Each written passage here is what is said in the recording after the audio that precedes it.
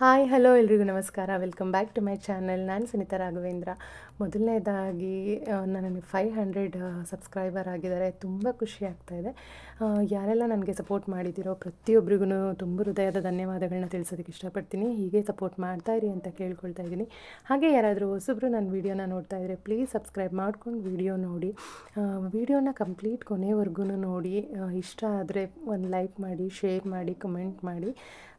ಹಾಗೆ ಸಬ್ಸ್ಕ್ರೈಬ್ ಮಾಡ್ಕೊಳ್ಳೋದು ಮಾತ್ರ ಖಂಡಿತ ಮರಿಬೇಡಿ ಅಂತ ಕೇಳ್ಕೊಳ್ತಾ ಇವತ್ತಿನ ವೀಡಿಯೋನ ನಾನು ಶುರು ಮಾಡ್ತಾಯಿದ್ದೀನಿ. ಇವತ್ತು ಸಿಂಪಲಾಗಿ ಸೂಪರಾಗಿ ಗೀ ರೈಸ್ ಹೇಗೆ ಮಾಡೋದು ಅಂತ ಶೇರ್ ಮಾಡಿದ್ದೀನಿ. ಫಸ್ಟ್ ಅದಕ್ಕೆ ಬೇಕಾಗಿರುವಂತಹ ಇಂಗ್ರೀಡಿಯೆಂಟ್ಸ್ನ ನೋಡೋಣ. ನಾನಿಲ್ಲಿ ಎರಡು ಪಾವ್ ಅಕ್ಕಿ ತೊಗೊಂಡಿದ್ದೀನಿ. ಹಾಗೆ 1 ಕಪ್ ಆಗುವಷ್ಟು ಈರುಳ್ಳಿ ತೊಗೊಂಡಿದ್ದೀನಿ. ಅಂದರೆ ಒಂದು 3 ದೊಡ್ಡ ಗಾತ್ರದ ಈರುಳ್ಳಿ ಇದರಲ್ಲಿ ಕಟ್ ಮಾಡಿಟ್ಕೊಂಡಿದ್ದೀನಿ. ಹಾಗೆ 1 ಕಪ್ ಆಗುವಷ್ಟು ತೆಂಗಿನ ಹಾಲು ತೆಗೆದಿಟ್ಕೊಂಡಿದ್ದೀನಿ. 1 ಕಪ್ ಕೊತ್ತಂಬರಿ ಸೊಪ್ಪು, ಹಾಗೆ ಸ್ವಲ್ಪ ಪುದೀನ ಸೊಪ್ಪು, ಮತ್ತು ಇಲ್ಲಿ ಕಸ್ತೂರಿ ಮೇಥಿನೂ ಯೂಸ್ ಮಾಡ್ತಾ ಇರೋದ್ರಿಂದ ಸ್ವಲ್ಪ ಮೆಂತ್ಯ ಸೊಪ್ಪನ್ನು ಯೂಸ್ ಮಾಡ್ತಾಯಿದ್ದೀನಿ. ಹಾಗೆ ಇನ್ನು ಒಗ್ಗರಣೆಗೆ ಗೋಡಂಬಿ ಮತ್ತು ದ್ರಾಕ್ಷಿ ಮತ್ತು 2 ಟೇಬಲ್ ಸ್ಪೂನ್ ಆಗುವಷ್ಟು ಶುಂಠಿ ಬೆಳ್ಳುಳ್ಳಿ ಪೇಸ್ಟ್ ತೊಗೊಂಡಿದ್ದೀನಿ. ಇನ್ನು ಸ್ಪೈಸಸ್ಗಳು ಚಕ್ಕೆ, ಲವಂಗ ಮತ್ತು ಮರಾಠಿ ಮೊಗ್ಗು, ಹಾಗೆ ಚಕ್ರ, ಪಲಾವ್ ಎಲೆ, ಏಲಕ್ಕಿ, ಸ್ವಲ್ಪ ಸೋಂಪು ಕಾಳು ಮತ್ತು ಜಾಪತ್ರೆ ಇದಿಷ್ಟನ್ನ ಯೂಸ್ ಮಾಡ್ತಾಯಿದ್ದೀನಿ. ಒಗ್ಗರಣೆಗೆ ಸ್ವಲ್ಪನೇ ತೊಗೊಂಡಿದ್ದೀನಿ. ಒಂದು 4 ಲವಂಗ, ಒಂದು 4 ಚಕ್ಕೆ ಪೀಸು, ಒಂದು 2 ಚಕ್ರ ಆ ಥರ, ಮತ್ತು 2 ಟೇಬಲ್ ಸ್ಪೂನ್ ಆಗುವಷ್ಟು ತುಪ್ಪ ತೊಗೊಂಡಿದ್ದೀನಿ. ಹಾಗೆ ಒಂದು 3 ಹಸಿರು ಮೆಣಸಿನ್ಕಾಯಿನ ಯೂಸ್ ಮಾಡ್ತಾಯಿದ್ದೀನಿ. ಇದಿಷ್ಟು ಯೂಸ್ ಮಾಡಿ ಸೂಪರಾಗಿ ಗೀ ರೈಸ್ನ ಮಾಡಬಹುದು, ತುಂಬ ಸಿಂಪಲ್ಲಾಗಿ. ಫಸ್ಟ್ ಒಂದು ಪಾತ್ರೆ ಇಟ್ಕೊಂಡು ಅದಕ್ಕೆ ತುಪ್ಪ ಮತ್ತು ಸ್ವಲ್ಪ ಎಣ್ಣೆನೂ ಯೂಸ್ ಮಾಡಿದ್ದೀನಿ. ಯಾಕಂದರೆ ಕಂಪ್ಲೀಟ್ ತುಪ್ಪದ ಟೇಸ್ಟ್ ಆದರೆ ನಮ್ಮ ಮನೆಯಲ್ಲಿ ಸ್ವಲ್ಪ ಇಷ್ಟಪಡಲ್ಲ. ಹಾಗಾಗಿ ಆದರೆ ನೀವು ತುಪ್ಪ ಇಷ್ಟಪಡೋರಾದರೆ ಕಂಪ್ಲೀಟು ತುಪ್ಪದಲ್ಲೇ ಮಾಡ್ಬೋದು. ಸ್ವಲ್ಪ ಎಣ್ಣೆನೂ ಯೂಸ್ ಮಾಡಿದ್ದೀನಿ ನಾನು. ಅದು ಬಿಸಿ ಆದಮೇಲೆ ನಾನು ಏನೇನು ಸ್ಪೈಸಸ್ಗಳನ್ನ ತೊಗೊಂಡಿದ್ದೆ ಅದನ್ನೆಲ್ಲ ಹಾಕ್ತಾಯಿದ್ದೀನಿ. ಹಾಗೆ ಗೋಡಂಬಿ ದ್ರಾಕ್ಷಿ ಕೂಡ ಹಾಕೋತಾ ಇದ್ದೀನಿ. ಗೋಡಂಬಿ ದ್ರಾಕ್ಷಿ ನಿಮಗೆ ಆಪ್ಷನಲ್ಲು, ಬೇಕಂದರೆ ಯೂಸ್ ಮಾಡಬಹುದು, ಇಲ್ಲ ಅಂದರೆ ಸ್ಕಿಪ್ ಮಾಡಬಹುದು. ಆದರೆ ಹಾಕಿದ್ರೆ ಚೆನ್ನಾಗಿರುತ್ತೆ. ಅದು ಸಣ್ಣ ಊರಿನಲ್ಲೇ ಇಟ್ಕೊಂಡು ಫ್ರೈ ಮಾಡಬೇಕು. ಯಾಕಂದರೆ ಸ್ಪೈಸಸ್ಗಳೆಲ್ಲ ಬೇಗ ಸೀದೋಗ್ಬಿಡುತ್ತೆ, ಟೇಸ್ಟ್ ಚೇಂಜ್ ಆಗುತ್ತೆ. ಹಾಗಾಗಿ ಇನ್ನು ನೆಕ್ಸ್ಟ್ ಅದಕ್ಕೆ ಈರುಳ್ಳಿನ ಹಾಕ್ಕೊಂಡು ಫ್ರೈ ಮಾಡ್ತಾಯಿದ್ದೀನಿ. ಈರುಳ್ಳಿ ಚೆನ್ನಾಗಿ ಗೋಲ್ಡನ್ ಫ್ರೈ ಆಗೋವರೆಗೂ ಫ್ರೈ ಮಾಡಬೇಕು. ಇನ್ನು ಗೀ ರೈಸ್ನ ಇದನ್ನು ನಾನು ಮಟನ್ ಸಾರು ಜೊತೆಗೆ ಮಾಡಿದ್ದೆ. ಟೇಸ್ಟ್ ಅಂತೂ ಟ್ರಸ್ಟ್ ಮೀ ತುಂಬ ಚೆನ್ನಾಗಿ ಬಂದಿತ್ತು. ಇದನ್ನು ವೆಜ್ ಕುರ್ಮಾ ಜೊತೆಲೂ ನಾವು ಯೂಸ್ ಮಾಡಬಹುದು, ಮತ್ತು ಆಲೂ ಕುರ್ಮಾಗೂ ಕಾಂಬಿನೇಷನಾಗಿ ಮಾಡ್ಕೊಬಹುದು. ಮಟನ್ ಸಾರು ಜೊತೆಗಂತೂ ನನಗೆ ಫೇವ್ರೇಟು. ಸೊ ವೆಜಿಟೇರಿಯನ್ಸ್ಗಾದರೆ ವೆಜ್ ಆಪ್ಷನ್ಸ್ ಕೂಡ ಖಂಡಿತ ಇದೆ.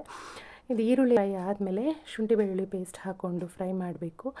ಹಾಗೆ ಹಸಿರು ಮೆಣಸಿನ್ಕಾಯಿನೂ ಹಾಕ್ಕೊಂಡಿದ್ದೀನಿ. ಶುಂಠಿ ಬೆಳ್ಳುಳ್ಳಿ ಪೇಸ್ಟ್ನ ಯಾವಾಗಲೂ ಲೋ ಫ್ಲೇಮಲ್ಲಿ ಇಟ್ಕೊಂಡೇ ಫ್ರೈ ಮಾಡಬೇಕು. ಯಾಕಂದರೆ ಅದು ಬೇಗ ಸೀದು ಹೋಗ್ಬಿಡುತ್ತೆ. ಶುಂಠಿ ಬೆಳ್ಳುಳ್ಳಿ ಪೇಸ್ಟ್ ಏನಾದರೂ ಸೀದು ಹೋಗ್ಬಿಟ್ರೆ ಅದ್ರದ್ದು ಟೇಸ್ಟ್ ಮತ್ತು ಅದರದ್ದು ಸ್ಮೆಲ್ ಕೂಡ ಚೇಂಜ್ ಆಗುತ್ತೆ. ಹಾಗಾಗಿ ಯಾವಾಗಲೂ ಲೋ ಫ್ಲೇಮಲ್ಲಿ ಇಟ್ಕೊಂಡೇ ಫ್ರೈ ಮಾಡ್ಕೊಬೇಕು.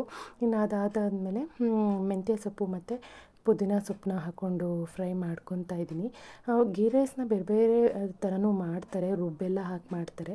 ಆದರೆ ನನಗೇನು ಪರ್ಸ್ನಲಿ ರುಬ್ಬಿ ಮಾಡೋದು ಅಷ್ಟೊಂದು ಇಷ್ಟ ಆಗಲ್ಲ. ಹಾಗಾಗಿ ನಾನು ಯಾವಾಗಲೂ ಈ ಥರನೇ ಮಾಡ್ಕೊತೀನಿ. ನಿಜವಾಗ್ಲೂ ಟೇಸ್ಟು ತುಂಬ ಚೆನ್ನಾಗಿ ಬರುತ್ತೆ. ನೀವು ಖಂಡಿತವಾಗ್ಲೂ ಒಂದ್ಸಲ ಟ್ರೈ ಮಾಡಿ. ಬೆಳಗಿನ ಬ್ರೇಕ್ಫಾಸ್ಟ್ಗೂ ಕೂಡ ಮಾಡ್ಕೊಬಹುದು.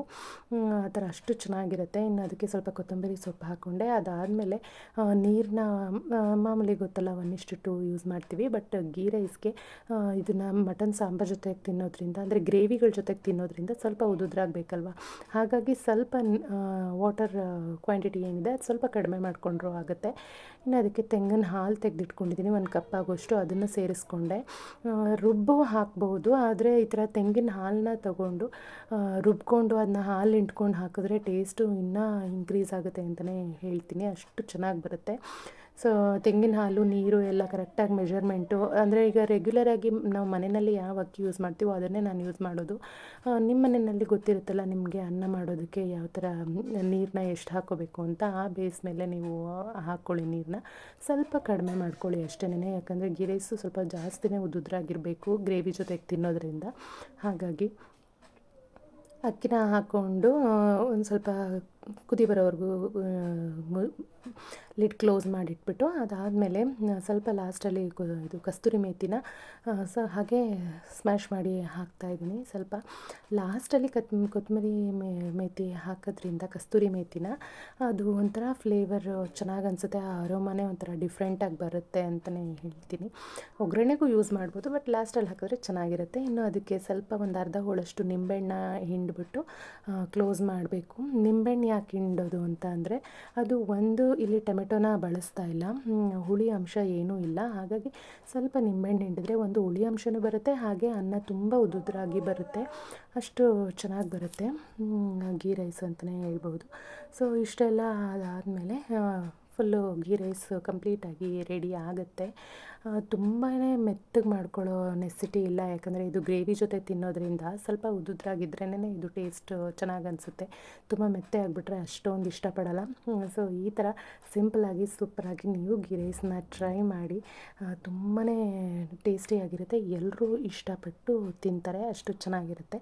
ಸೊ ಇವತ್ತಿನ ಈ ಗೀ ರೈಸ್ ರೆಸಿಪಿ ಯಾರಿಗೆಲ್ಲ ಇಷ್ಟ ಆಗಿದೆ ಪ್ಲೀಸ್ ಒಂದು ಲೈಕ್, ಕಮೆಂಟು, ಶೇರ್ ಮಾಡಿ. ಹಾಗೆ ಪಕ್ಕದಲ್ಲಿರುವಂತಹ ಬೆಲ್ ಐಕಾನ್ನ ಪ್ರೆಸ್ ಮಾಡಿ, ಸೊ ದಟ್ ನಾನು ಯಾವುದೇ ವಿಡಿಯೋ ಹಾಕಿದ್ರೂ ನಿಮಗೆ ನೋಟಿಫಿಕೇಷನ್ ಬರುತ್ತೆ. Thank you for watching.